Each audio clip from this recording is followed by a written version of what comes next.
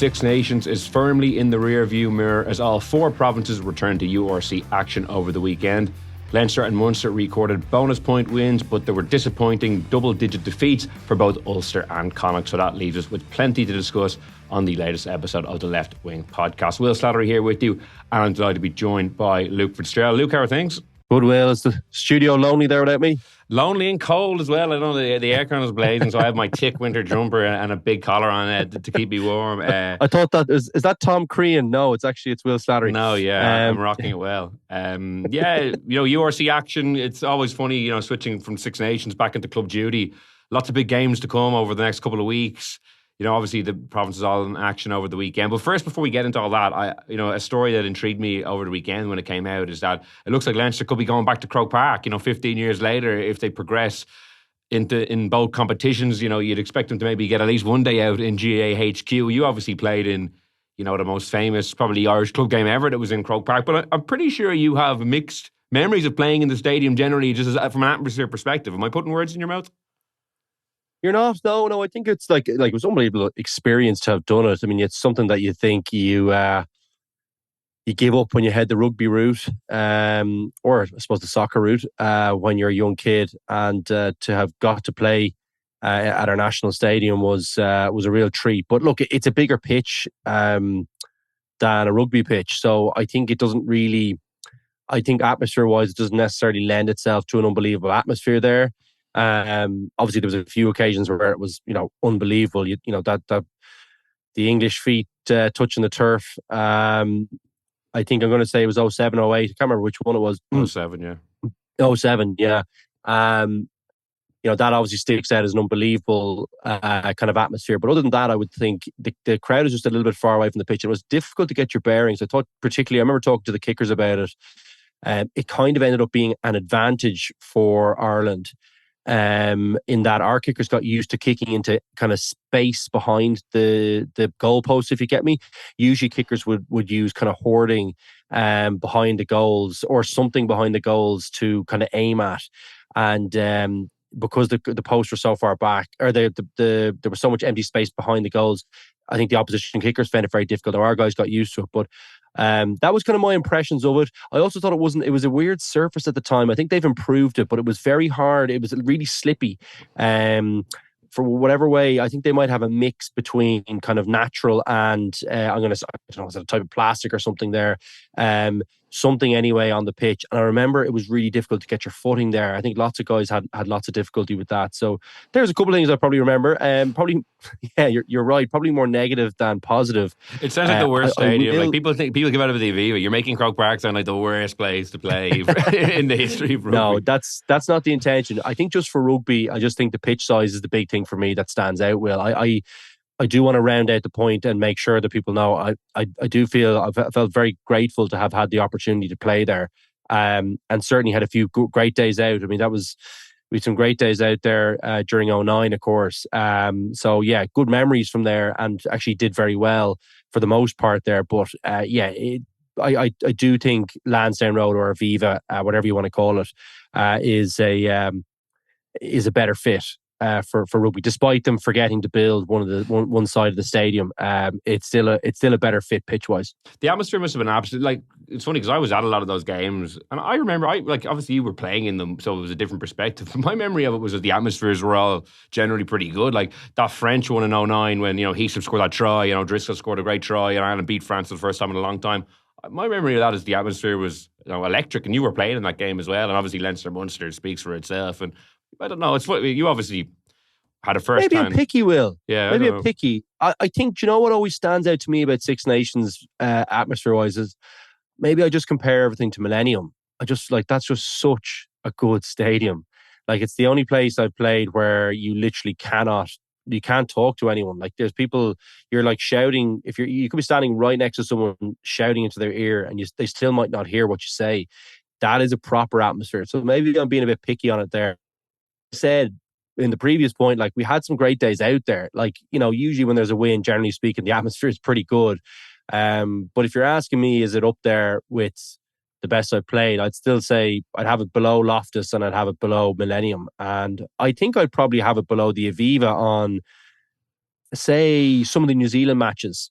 I think they were better atmospheres. If honest opinion would be. Even Murrayfield might have been slightly better than it sometimes. So yeah, that's just my opinion on it. I think I'm sure a few would disagree because just of how special a location it is. But if you're asking me pure atmosphere and quality of pitch and everything, I think I'd have a few ahead of it.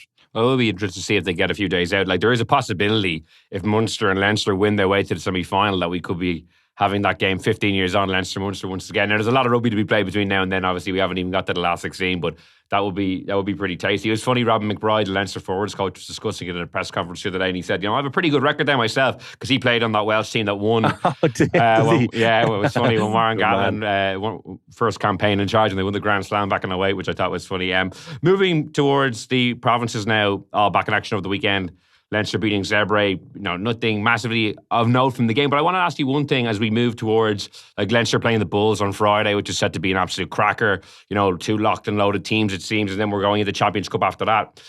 Is Ross Byrne the nailed-on starter, do you think, for the run-in now, if we're calling this period now, given he was injured for a long time? Harry Byrne was in the Six Nations squad, so was Kieran Frawley. They'd kind of divvied up the Champions Cup game time between them before Christmas, obviously winning in La Rochelle, which was a big scalp.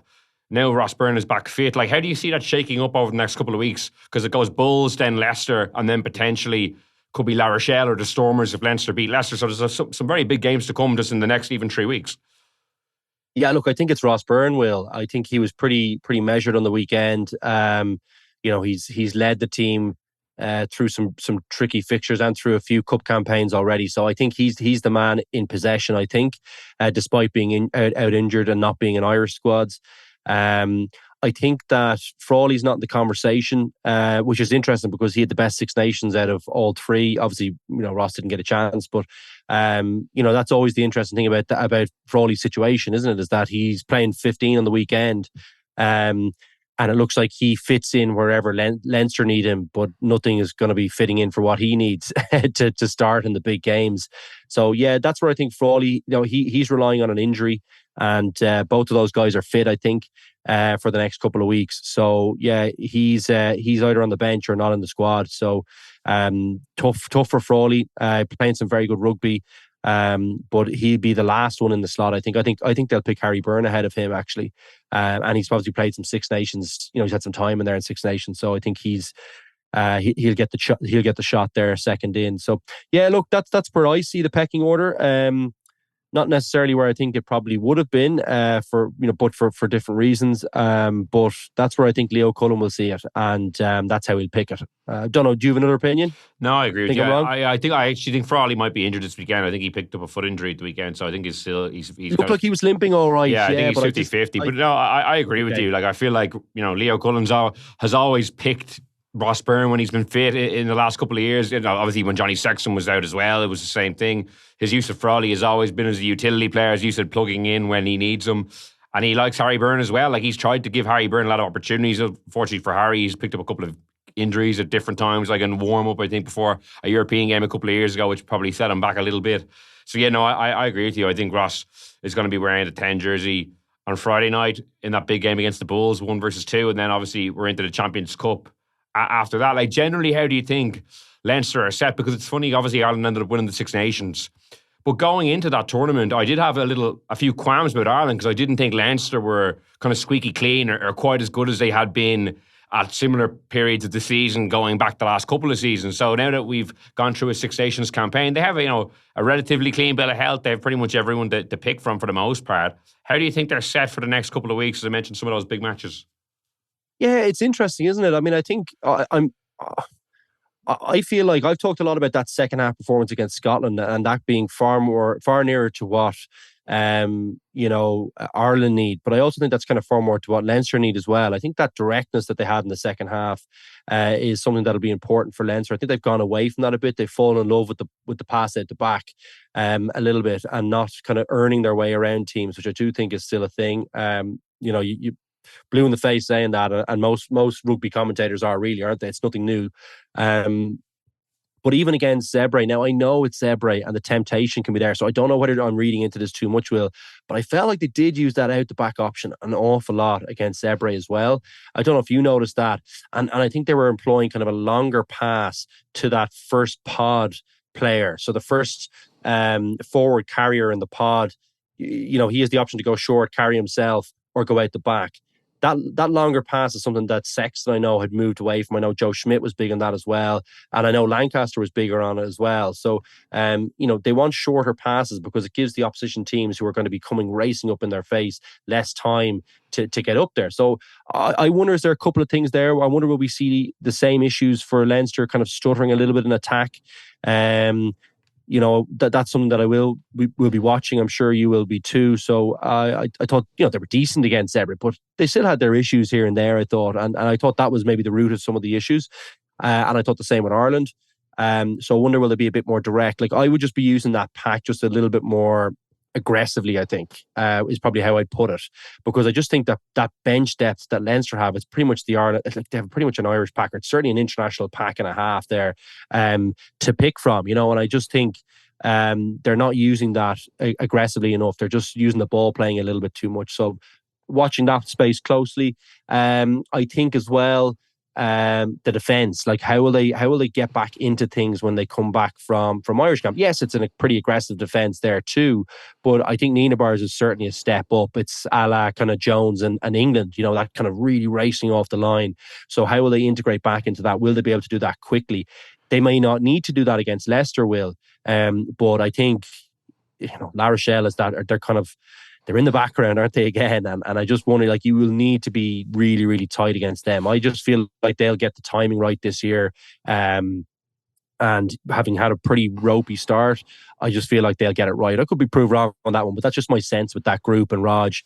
So, yeah, that's what I'll be watching. Well, I think you're right. I think you're right to point it out that they've been a little bit mixed. I think we all felt the same, didn't we?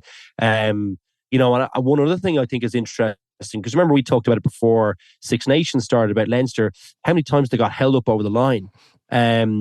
It happened quite a bit with Ireland. Did you notice that? Or it was a bugbear, like watching the team over the last couple of weeks before the Six Nations. I remember against Leicester in particular, Caelan Doris was like the equivalent of a tap-in try, and he took a ball about a yard out and somehow got held up. And it is the rule I actually do like, because I do think it rewards good defensive play. But there's nothing more frustrating from a team perspective when you get held up, or a team, you're like all over them on their line. Yeah. It doesn't feel like justice when you're the attacking team. I actually like the rule, because do you remember, it's only looking back now, teams could just hold the ball for 5, 10, 15 minutes, held up another 5 meter scrum, held up another 5 meter scrum, pick and go, held up. I actually think it breaks up that monotony at times, and it makes teams have to be either more clinical if they do go with the power game, or more adventurous to maybe around the line so they don't get held up. Get a more clear cut opportunity. Yeah, that's interesting. So you think that's a good rule then? Yeah. Oh, definitely. I'm a big fan of it. I think holding someone up is a very difficult thing to do. So I think rewarding that, and the attacking team still gets the ball back in a pretty good position. So I think it's kind of a fair way of ruling on that, personally.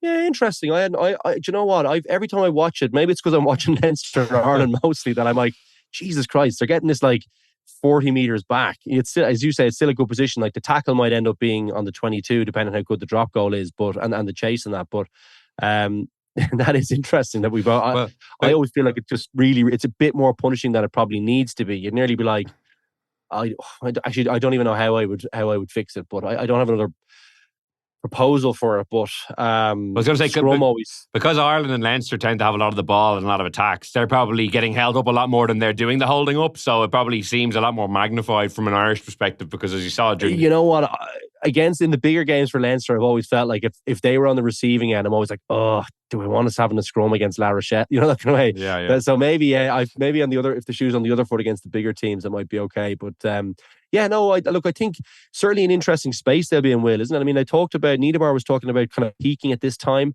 But this was always going to be a little challenging period for them as a group to kind of reintegrate the Irish internationals into the squad, because there's so many gone, and then to work with what you have. And try and mesh everything together pretty quickly and get some pretty important results for them.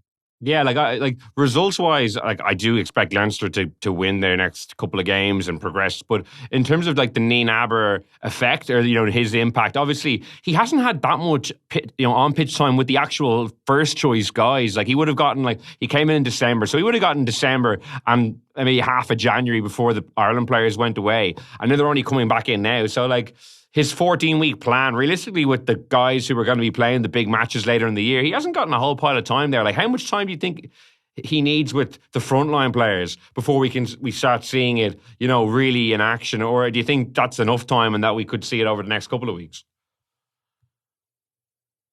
I always think it takes, it depends on the group, right? So I think that's the first thing you'd look at if you were thinking of how quickly can a coach bed in. And it's like a very top class group, Will, and there's good depth there as well. So like you're working with the best of the best, I think, in terms of your raw materials as a coach. And I think it's a pretty high IQ team as well. They're pretty fit. So I think they're all things that you'd say, well, he could probably do it in a pretty short period of time. The other thing though is, yeah, I mean, generally speaking, like Joe Schmidt had all those things too. And it did take him, a preseason plus it took him kind of 6 or 7 games before things kind of really bed in. You probably say, let's say 10 games before the team started kind of motoring along pretty consistently, I would think, Will. So that's quite a long period of time, and that's a lot of real high quality time on training, training pitches, bedding things in. So that's not like, getting prepared for a game week to week, which is very, very different and more challenging because there's that added bit of pressure of getting a result here and there, Will. So I think I'm saying conservatively, I think, or sorry, aggressively, I'm saying half a year. I think it's probably what I think it should take a coach. So we call that 3.5 months, 4 months of rugby.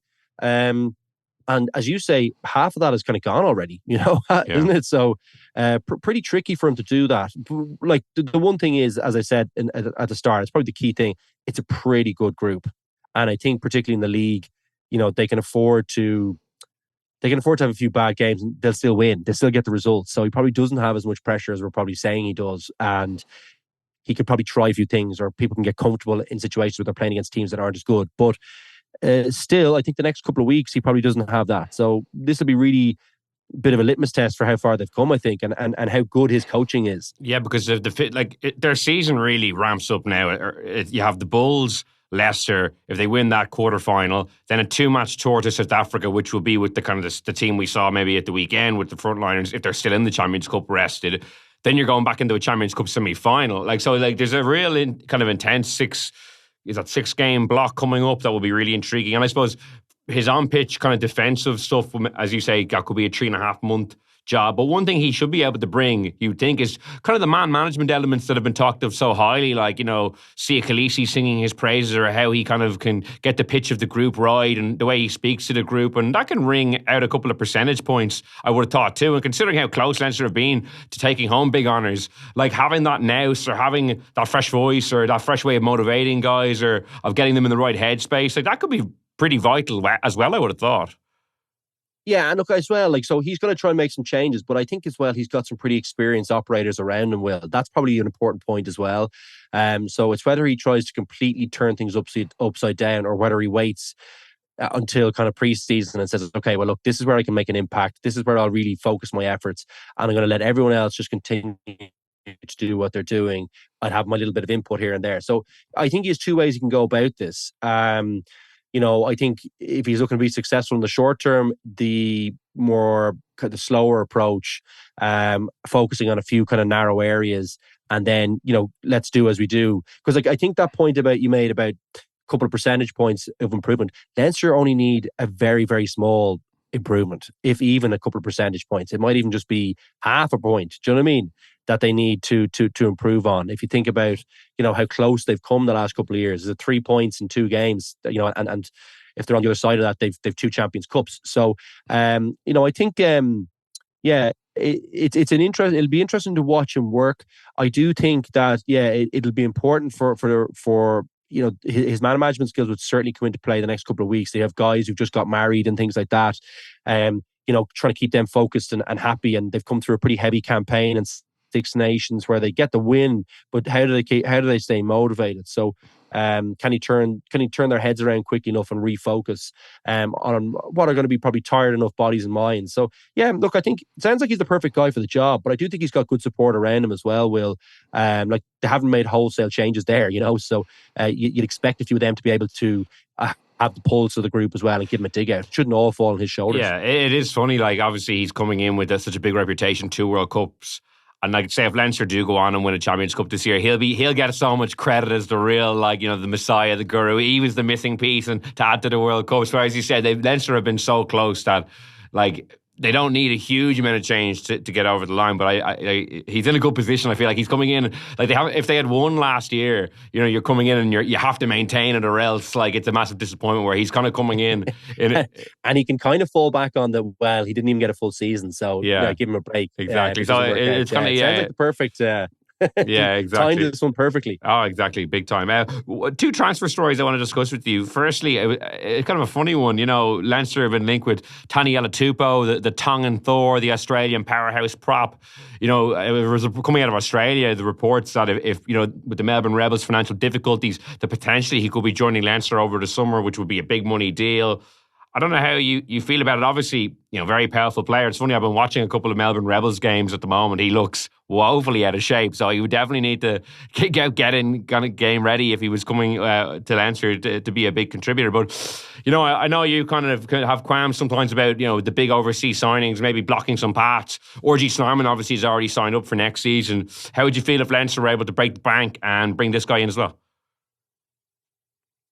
Probably not great. I think Leinster have got loads of kind of young props that I'd love to see them kind of bring on. They still have some real nice kind of gnarled veterans, your Cian Healy's, even Byrne on the weekend, who's had an injury ravaged career really, but he's a 100 capper too. So I don't know. I'm a little bit uncomfortable about that. I think the front row, all the work that's been done there on grassroots, even other provinces are kind of poaching some of Leinster's hard work too. I just feel like you'd be undoing that and undermining some of the work there. I mean, I think, for me, Snyman is the perfect, that's it. Snyman was where I would stop. And I would even say they might have plugged that gap with McCarthy without realising that they had that. So do they even need Snyman is the other question. So yeah, I don't know. I'm uncomfortable about it, Will. I just think I'd love to see some of the younger guys just given a bit of an opportunity to get more time in there. And I just feel another body like that in means less time for an Irish guy. And I think even from an Ireland perspective, I'm not sure they should let it happen, because I think they need, Tadhg Furlong has a lot of miles on the clock.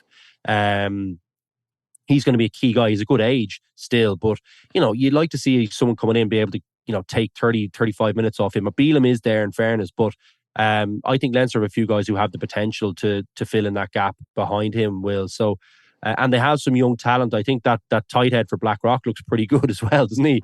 He's a bit of a unit. So they have some good guys coming through the system, and you would just hate to see, maybe it's a short-term deal and probably not as big an issue with that. But if it was a 2 or 3 year kind of type contract, I'd have big problems with that. I want to see the Leinster guys in there. I think they've got loads of raw talent, and they've got so much.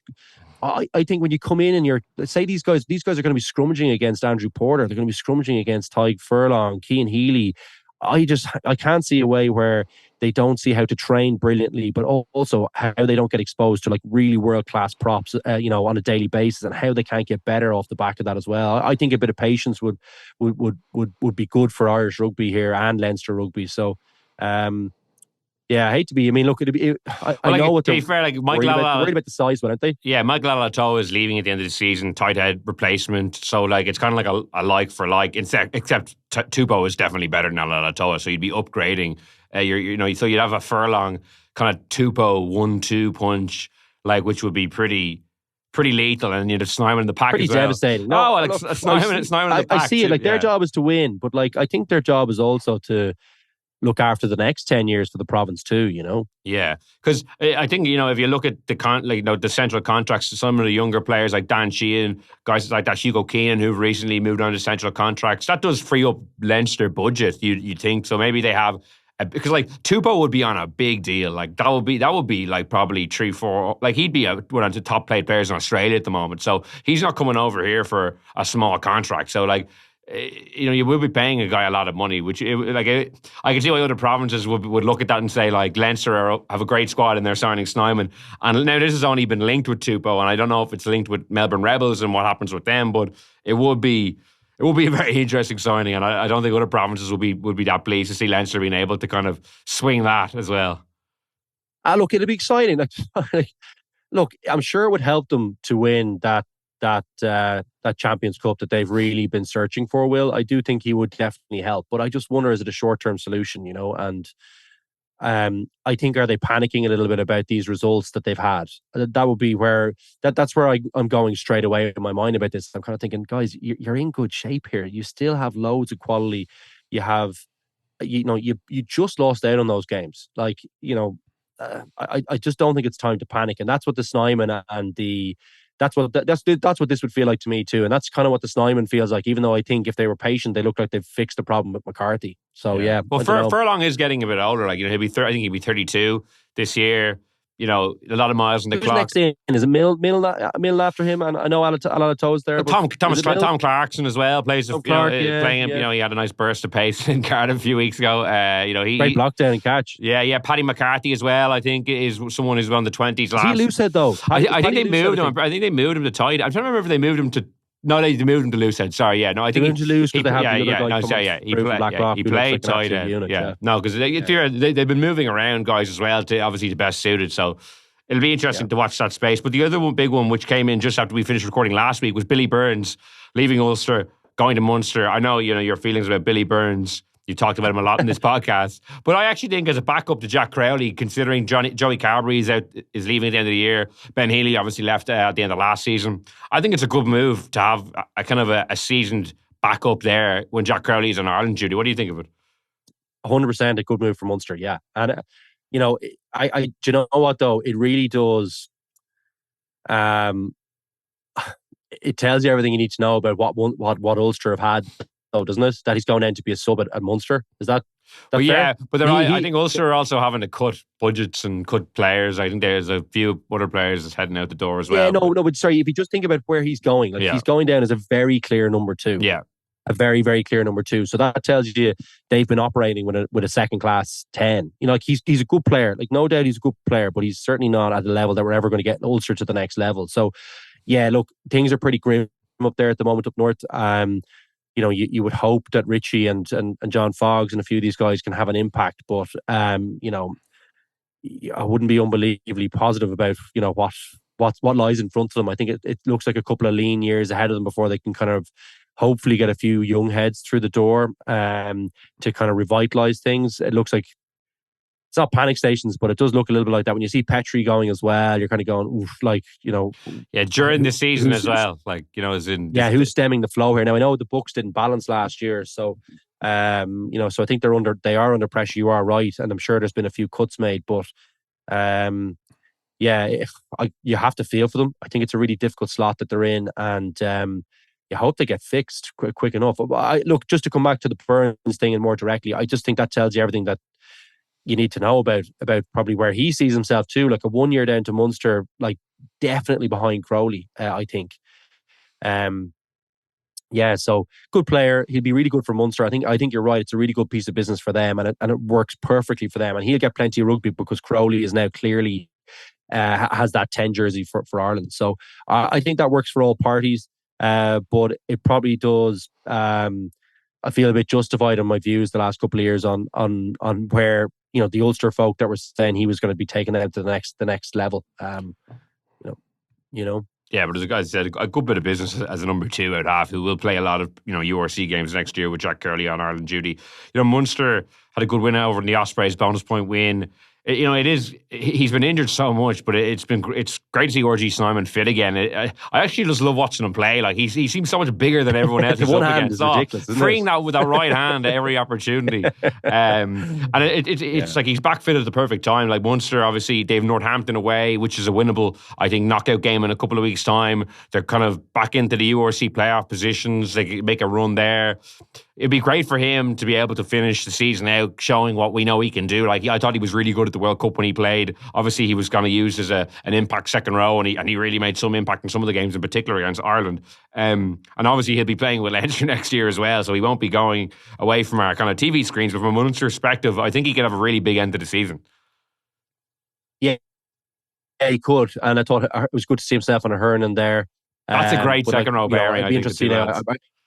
Very nice, yeah, but it does pose a problem for them. Is like, where does Byrne comes back into the mix? Do you put him at 6 and O'Mahony at 7, or what do you do? You know, so they have a few.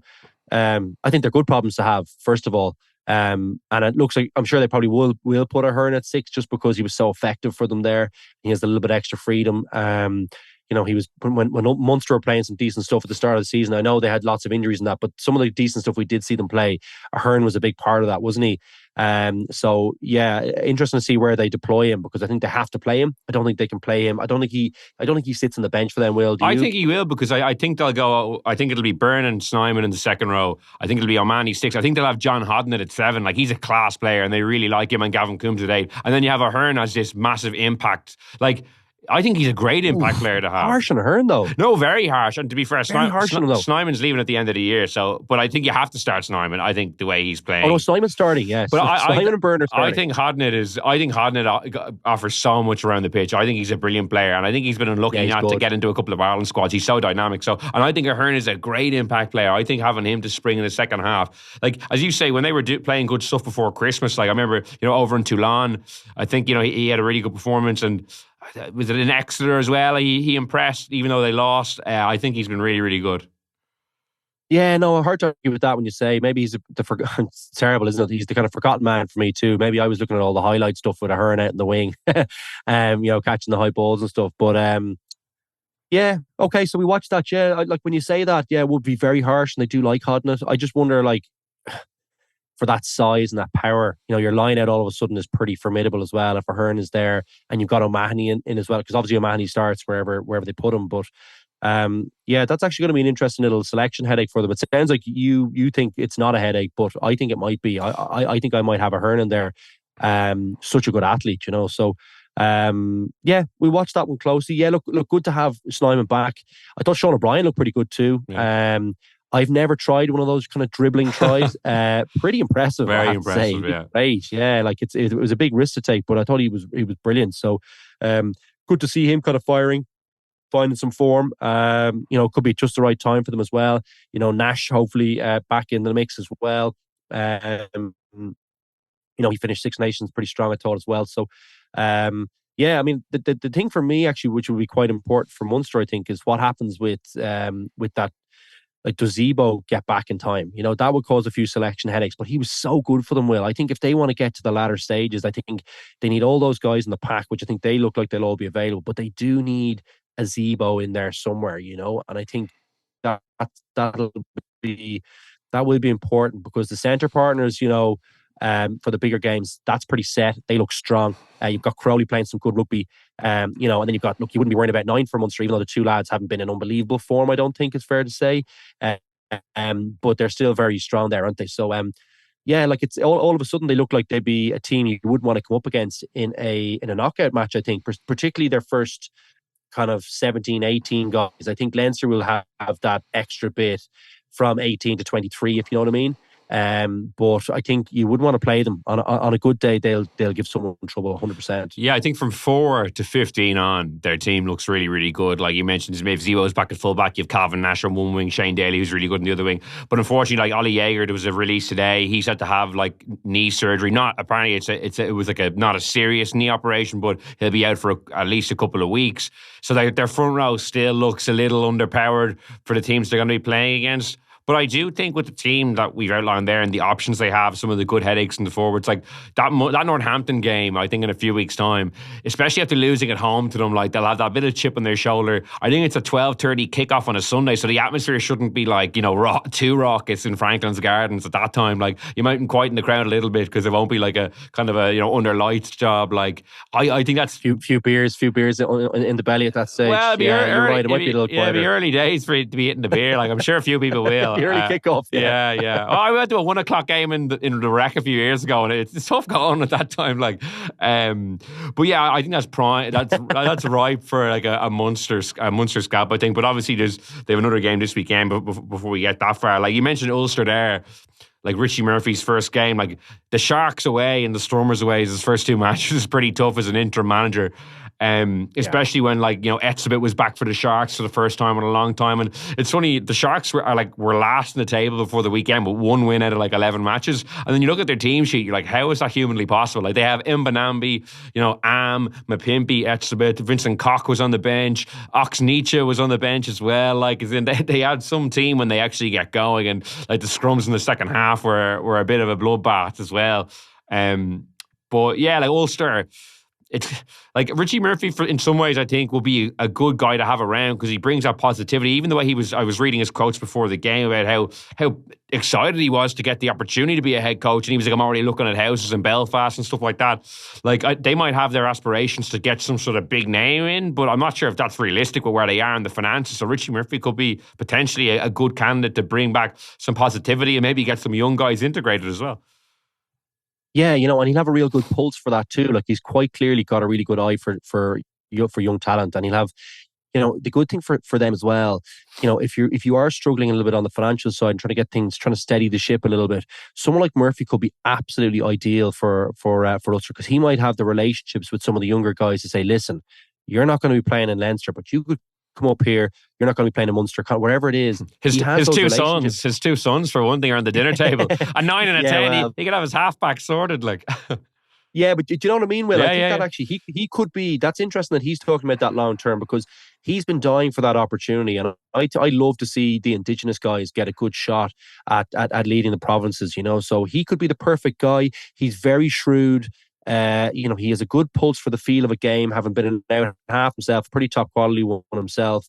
And he's obviously got the results behind him that you can clearly see, yes, there's good systems in place in Ireland, but they've been, they only just lost out this year, but they've been unbelievably consistent in that competition. And he's able to build in a team spirit into those good players too, where, as we saw over in the Rec, there's no quit in any of Richie Murphy's teams either. So I think he could have a big impact up there, Will. I wouldn't underestimate underestimate that if I was Ulster, and it could be the perfect time to get someone in for really good value who could have massive impact. So I think that's a good point you made. And I think it'd be great for him too, because I think the only way really is up at this stage for Ulster, isn't it? So I think everyone's a winner in this one. And I still think there's good talent up there.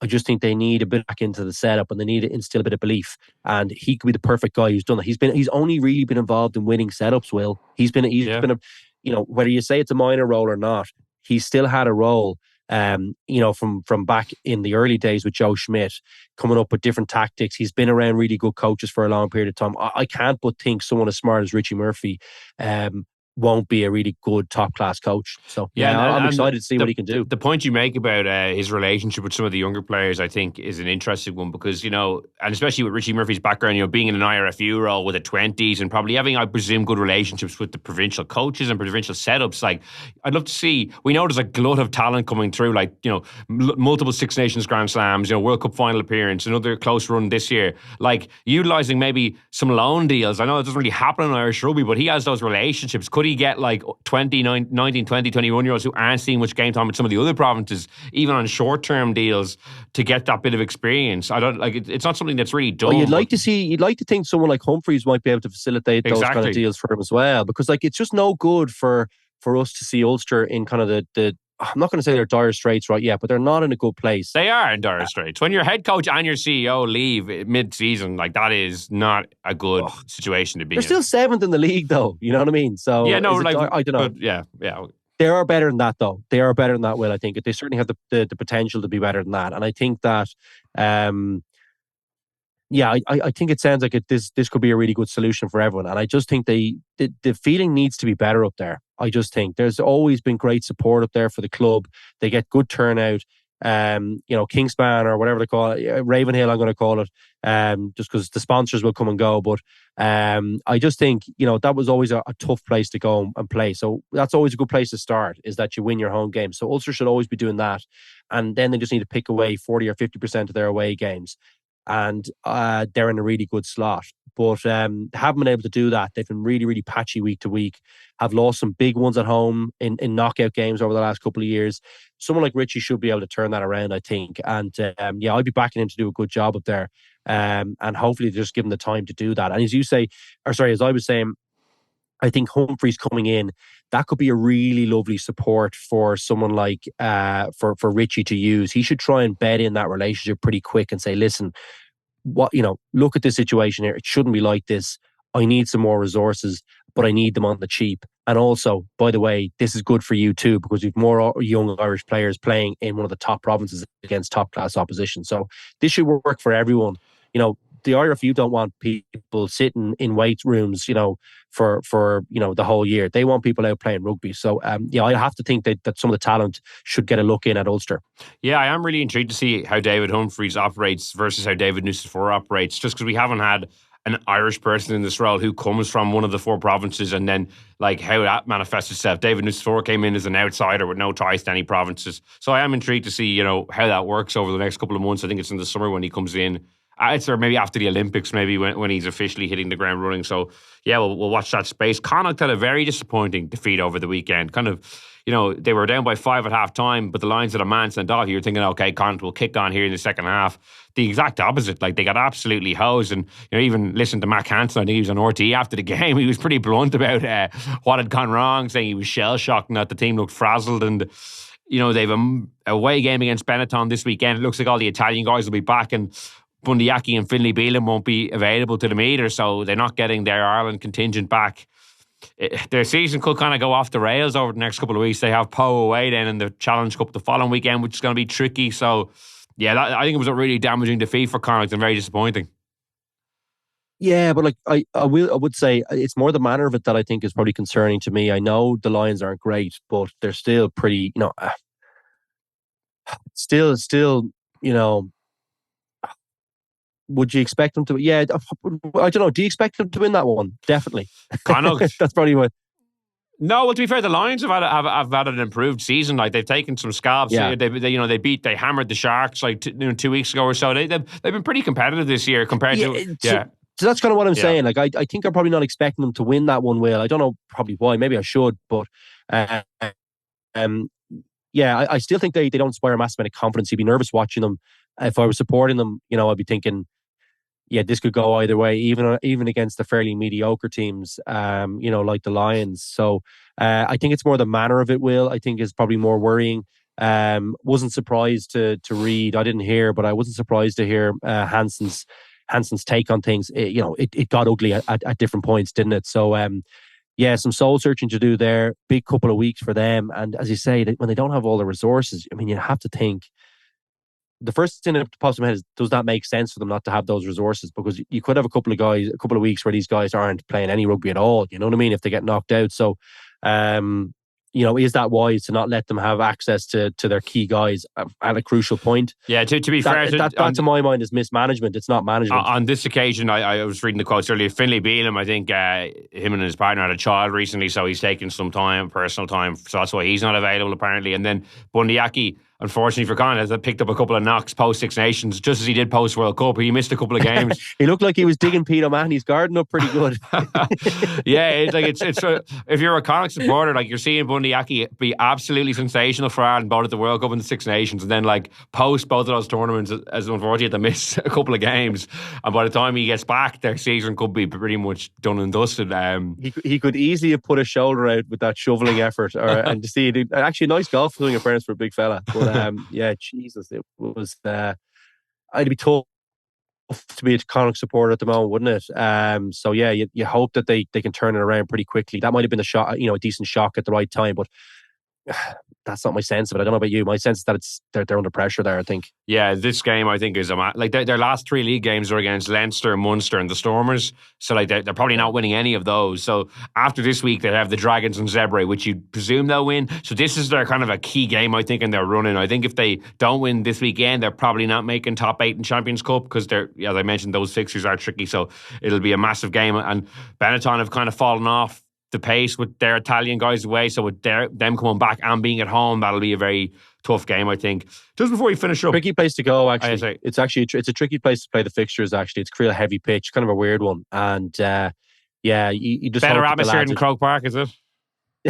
Not quite. Definitely a worse pitch. But that'll be an interesting one to see how the Italian guys pitch up after Six Nations. That would have been a huge effort for them. They don't have the same depth of squad as well. So guys who are in those places, it'd be a hard slog for those guys coming back. So that maybe they'll be a little bit tired. And it was a huge effort they expended, to come out on top in those last couple of games. So I wonder will they mentally be at it. You'd hope they would be, but there's a sliver there of hope, I think. Yeah, I just want to read out one comment on an unrelated point that we got in that I thought was interesting. I wanted to put it to you. It was from Purple Crown 505. I doubt it's his real name. I presume he was christened something different. His parents didn't love him. His parents weren't big fans of him. Ireland are increasingly being carried through games by Bundy Aki, Jameson Gibson Park and James Lowe. They're all New Zealand imports that are in their 30s. Hopefully management have a succession plan, but it's unlikely that any homegrown replacements will come close to their level in terms of skill or physicality. I just thought it was an interesting point when you do think of the influence those three in particular have had under Andy Farrell in the last, say, 18 months from maybe the New Zealand tour on. Like Bundy Aki playing best rugby of his career, Jameson Gibson Park routinely saying the player that makes the team tick. James Lowe not only scoring a lot of tries and giving go for it, but you've mentioned how much they rely on him, his kicking game to get them out of trouble, in their own, area. All three guys who didn't come up through the system, who weren't kind of like homegrown, kind of developed guys, great players, and they've contributed a lot. And that's not the debate I'm trying to get into. I'm just more talking about the impact they have on the team and, the replacement levels that might come, given they're all in their 30s. Like if they drop off or have to move on in the next couple of years, like that'd be three huge gaps in the team. Yeah, no, they would be all right. Yeah, I mean, I think Bundy Aki is the easiest fix. You've got Robbie Henshaw there, haven't you? That's and you've got McCluskey as well. So I think, but they're all the similar age, though. So I feel like it's in. Yeah, no, that's fine. Yeah. But I think that, to my mind, that's not as big an issue to fill. He's been brilliant for Ireland, by the way. But I think Robbie Henshaw is a brilliant rugby player too. He's the easiest to replace. I think with some real quality. I think 9 is probably a bit of an issue. Maybe I thought that. Thought Casey would have kicked on a little bit more at this stage, but then again, he hasn't. He's still job sharing a little bit with Murray, isn't he? So that's probably more difficult.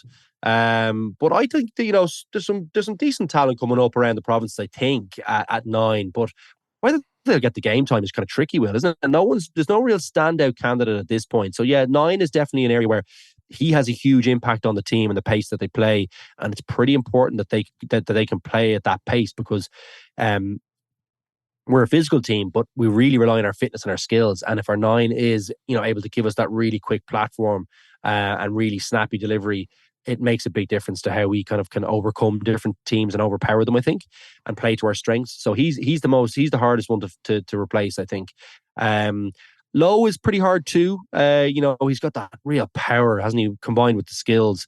But I think we'd be able to. I like Jimmy O'Brien a huge amount. Obviously, that's a bad injury he got, but you'd hope he'd come back pretty good from that. There are certainly other talents like Stockdale, but I don't think Stockdale's at the level at the moment. He has a bit of a journey to go on, and he's in a difficult place in Ulster to go ahead and be trying to work his way back into the Irish team. And I think. I actually think, sorry to come in on that. I actually think like winger has been like not a problem position because we have a lot of good ones, but like James Lowe and Mac Hansen, the starting wings at the World Cup, both came from outside the system. Obviously, there's been a couple of but Mac Hansen has a family that like he's. No, but I'm just saying you can't call him a project. No, I'm not calling him a project. I'm just saying, but they didn't come up through the Irish system. Like they're not like home. Yeah. I'm saying like Ireland haven't actually developed that many top class wings in the last like 5-6 years, like since they Stockdale and Larmour came in and then like maybe lost their place. Calvin Nash, I suppose, is maybe one, but for a country that for years we were like we had loads of good wings coming up through the system. I feel like we haven't actually produced of all positions that many really good ones. Like I think, for instance, if Lowe and Hansen hadn't come in, and there's easily a world where they stay in their own respective countries and play there, we would have been struggling a little bit, I think, in that position. I think we'd be a bit behind the rest of the world in terms of our wing play if we didn't have those two guys. Yeah, maybe. Do you know what I would say? I think they've come into some pretty good teams like that. That Irish. I think Mac Hansen has come on massively as a player. being in the Irish setup, by the way. So I think the coaching is really good here. And I also think Lowe has come on a huge amount as well. And I think they play in really good systems for them. I think that Irish system, and for Lowe, the Leinster system as well, really lends itself to top class back three play. Like, I think Keenan is another good example of that, Will. Like, I'm not so sure that those guys have made a big impact, and they haven't come all the way up through the system, but I do think they've come on a huge amount since they've come into the system. Like, Lowe is certainly a more polished player. His defense, I think, has come on a massive amount. His kicking game was decent always, but it really, I think they've improved massively. And I think Hansen has too, Will. So I'm not so sure that. I think there's a bit of both on that. I think the Irish system is great for them too. But I get the point, and you would like to see a few more guys coming through the system. The problem is that two of those slots are pretty much taken already, isn't it? Yeah. Well, even if you look at I think. Sorry, the success of the 20s over the last couple of years, like, none of those teams, I don't think, have had like out and out unbelievable like raw talent on the wing. They've had great players across the board and key contributors from loads of host of positions, but I haven't looked at any of those teams and thought the wingers were like, oh, that's the next X or Y he'll be starting for Ireland. Whereas you could look at like the back row and see Brian Gleeson at number 8, or Paddy McCarthy, a great prop, Sam Prendergast, a great out half in the recent teams, or going back to the Grand Slam team the year before, there was other guys in the back row, whose name escapes me, who plays for Leinster. I don't remember. I was drawing a blank at his name, but none of the wingers is, I suppose, the raw talent on the wing. For whatever reason, doesn't appear. You're not seeing an out and out. Yeah, I mean, look, I thought Russell was good. Russell took that try in the weekend very well, I think. He's got great top end pace. I really like Jimmy O'Brien. I think Larmour is a guy who probably has fallen off a bit as well, but he's come up all the way up through the system too. But he certainly had potential. Has had lots of injuries, kind of some downturns in form here and there. So I think we do have a few of them if you think about it. But as in, if you sit down and go, okay, do those guys have the potential? I think that still is there. It's still within ourselves to produce these talents, and I think we'd still be a very, very effective team without them.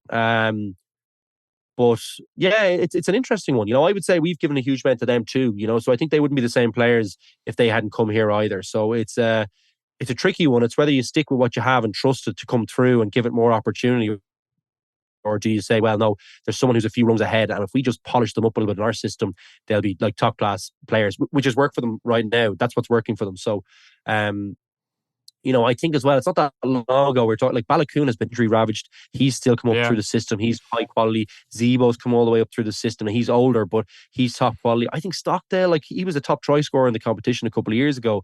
We weren't able to, polish him up defensively a bit, but he suffered badly with injuries as well. So there's something there that, there's a bit of bad luck too, I think is probably at play. I think, because I still think I would trust us to have the raw materials. I know we haven't seen anything yet, Will, but it's tricky when I think when, you're thinking, Leinster are the team we're watching the most closely because they've had the most opportunities. But, it's hard to break into that team, isn't it? I think, Munster, we did, like, Nash. I suppose Nash was a discovery from last year. Shane Daly's pretty good as well too. But yeah, is it X factor at international level? Maybe you're right. Sorry, maybe I'm contradicting myself. It's a tricky one. I feel like I've had this conversation with a few people, like, who's the next person, and I can't. I thought Jimmy O'Brien was one of the best cameos of the World Cup I've ever seen, but then he goes and gets injured. So I had him kind of breaking through, or at least really pushing hard for Lowe. So it's a difficult one. I would believe in the system. I believe in the kind of people we're producing here. And I think, you should be able to flourish once you get the right raw material. So I expect us to have one or two coming through the next couple of years, Will. Yeah, well, Balakoon, to be fair, did look like he could be that X-factor player, but he hasn't kicked on between injuries and form. He just hasn't been as good over the last maybe 18 months than people thought. And Jimmy O'Brien, I think, is coming back to fitness. I think I saw that report. Himself and Hugo Keenan should be hopefully available either this weekend or for the Champions Cup game. Oh, that's fantastic news on Jimmy. I thought that was quite a serious one. That's brilliant. Well, yeah, I unless I misread the report, I don't think I did. It looks like he might be fit in the next couple of weeks. Because when you hear neck injury kind of out of nowhere, you're as you know, like, it's not. It couldn't be great, but it looks like he's been able to make a recovery, which would be brilliant. As you said, he had that great cameo off the bench that kind of got a little, I wouldn't say forgotten about it, because everyone's been talking about it a good bit, but just when Ireland lost, it's not, he didn't get as much praise as he would have maybe if they had won, but he had a seriously good shift, kind of an all action kind of 20 minutes or so, that really kind of, I think not took people by surprise, but people were very impressed given the stage. Oh, I was surprised. Yeah. I didn't see that, Will. Like, his tackling was unbelievable, but he had a few brilliant high balls. He had everything in that kind of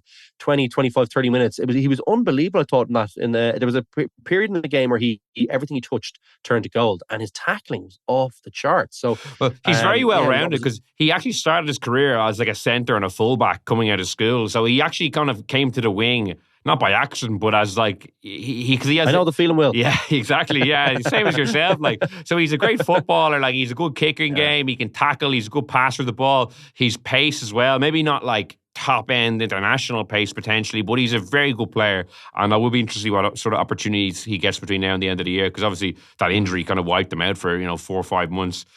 Before we get to our moment of the week and finish up, just a word on the Ireland women's team. Sinead Hassan obviously covered this in great depth this week on the podcast with Ali Donnelly and Anna Kaplis. They opened their Six Nations with a 38-17 defeat, but considering they lost by 50 points to France in the corresponding fixture last year, I don't think it's patronising. Red was 41, Will. Yeah, I don't think it's patronising to come out of this thinking they're green shoots there. They defended a lot better. They scored 2 tries, which they actually struggled to score any tries in the tournament last year. So I'm actually feeling a lot more positive than maybe the scoreline would indicate you should be. Oh, 100%, yeah. And it's going to be a difficult campaign with France and England away. I think for them, I think they'll be aiming for the 3 home wins.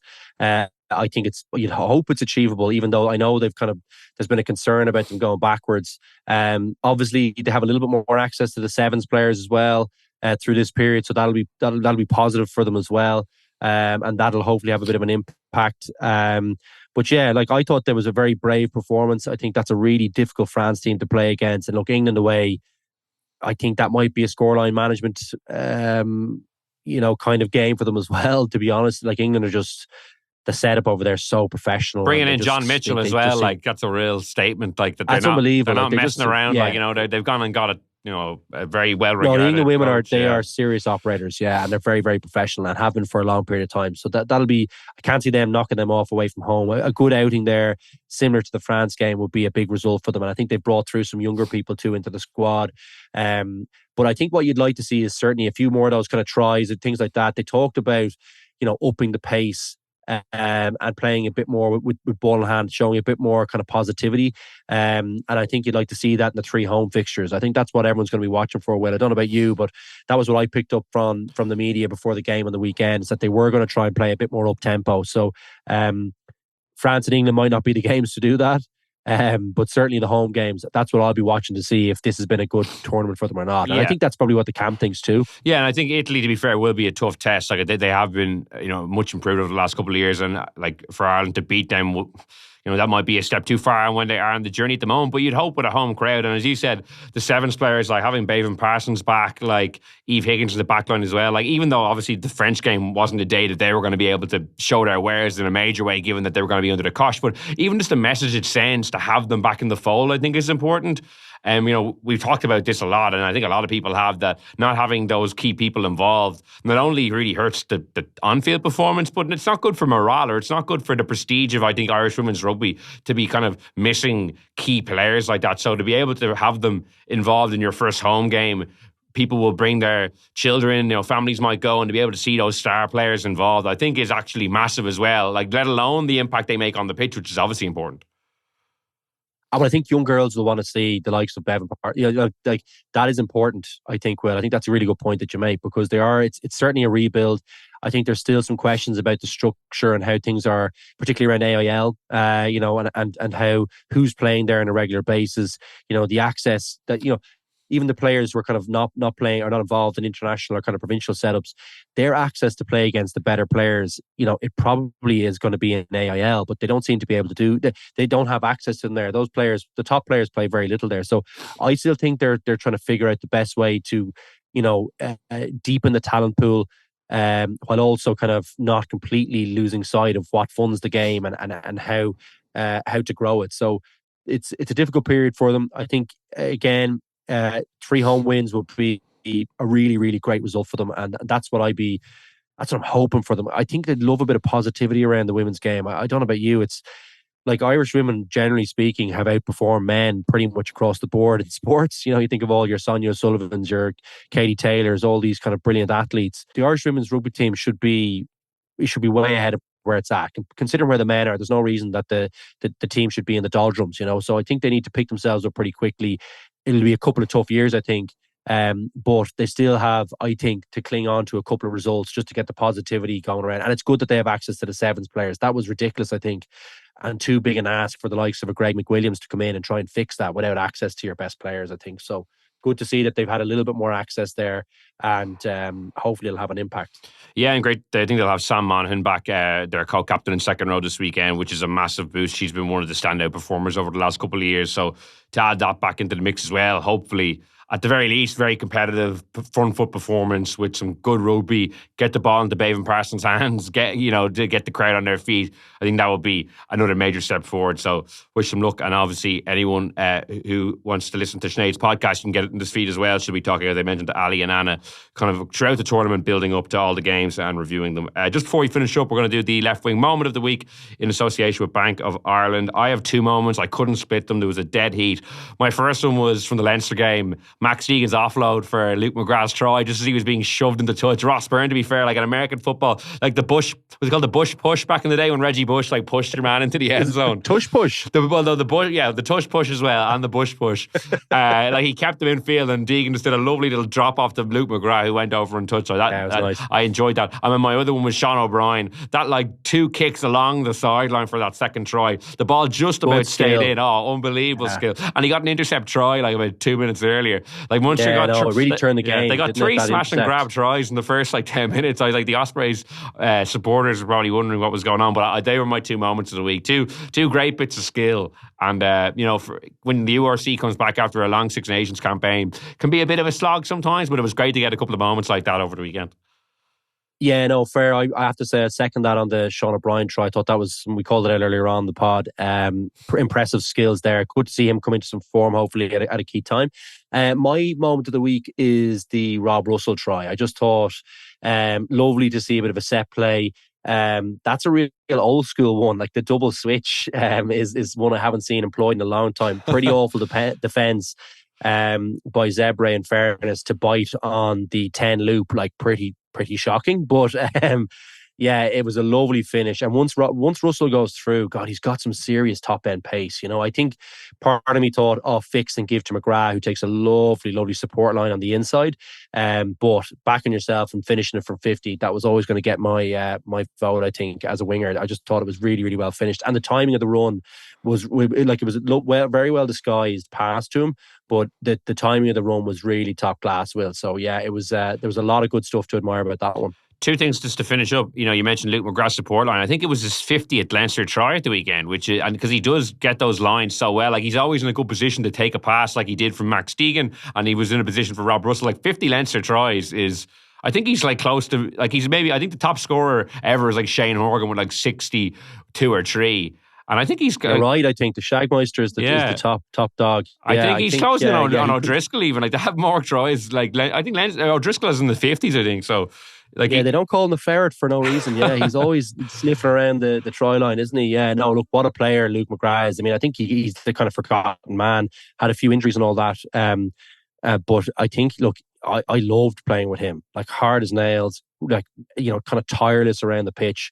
You know, really high energy, and yeah, has a great nose for a try. Always had, even before Gibson Park was there. But I'm sure that's probably focused the mind a little bit more, particularly on those positive support lines. So yeah, he was all over the pitch, I thought, on the weekend. It was great to see him back. I think he's a pretty important player for Leinster too, because I think, yeah, Gibson Park is class for Leinster, but you're always going to need one more there at 9, I think, aren't you, to change up a game somewhere. He'll be a key guy in the run-in if Leinster win the Cup this year. So I think it's important he's playing well. It was good to see him, and yeah, good man for a try. So not surprised to see the stats are pretty high. And yeah, it was good to see Andrew Osborne in his debut pick up a nice try from the chip and chase as well, and great to see, you know, him. Unbelievable bit of skill, wasn't it? Great skill, yeah. Kind of, that's a difficult skill, that one, when you're going, because he was going kind of sideways as well. You know what I mean? So you know, look, I think it's poor defence because you still have to try and clip him with a shoulder. You don't take him out, but if you clip him with a shoulder, you break his stride, and he doesn't get there, Will. But that's a really nice bit of skill to be able to do that chip without breaking pace, take him on the outside, and the finish was good. He almost got one in the second half as well. Do you remember the one that went dead? Yeah, the little chip. Like that would have been a lovely finish too. Yeah, so yeah, no, great to see a bit of talent there. And himself and Jamie Osborne lining out kind of alongside each other. I think the third set of brothers this year to play for Leinster, and there's a great photo of the two of them, I think, from like a Leinster open training session in Naas Rugby Club in like 2013 with their Leinster jerseys there. So it's nice to that they get able to play alongside each other for their first cap. You might have even been there. You might have snubbed them for an autograph or something back in the day. Probably injured, but yeah. I think you love to see that. That's probably what I've been saying all along. You do need to trust some of the local talent. Like he looks like a big kid too. Like he'd be well able once he fills out.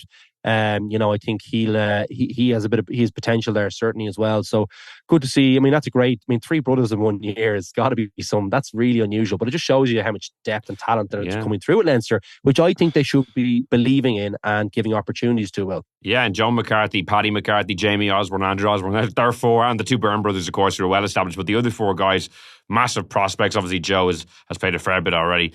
On that note, delighted to be joined by Luke this week. We will be back next week with another Left Wing podcast, reviewing all the latest URC action and looking ahead to the Champions Cup last 16. In the meantime, you can subscribe to us on Spotify, Apple Podcasts, or listen on independent.ie. So until next time, thanks so much for listening, and goodbye.